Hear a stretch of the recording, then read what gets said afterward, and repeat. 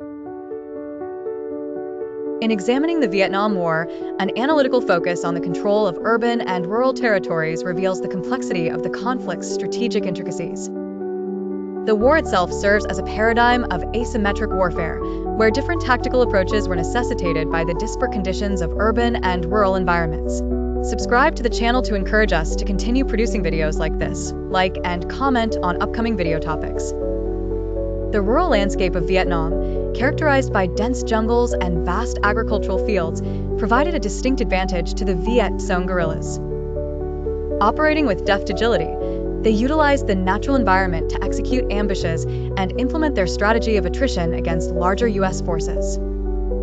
The rural terrain was not only instrumental in allowing the Viet Cong to move stealthily, but also to cultivate local support among the rural peasant population, who were often disillusioned by the South Vietnamese government's policies. In contrast, urban areas represented both a strategic target and a significant challenge.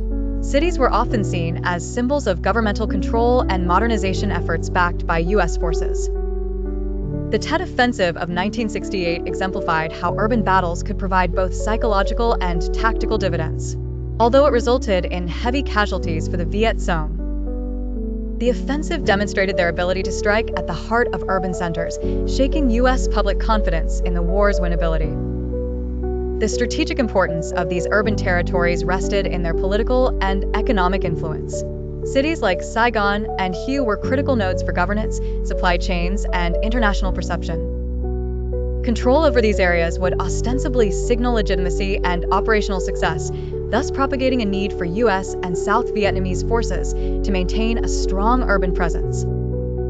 From a broader perspective, the contrasting strategies employed in rural and urban zones during the Vietnam War underscore the interplay between geography and strategy.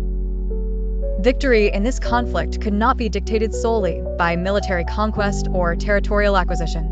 Instead, it required an understanding of the socio-political dynamics within these environments. The Vietnam War thus remains a compelling case study in the calculus of territorial control, having etched enduring lessons on the necessity of adaptable strategies that align with both geographical and human terrains.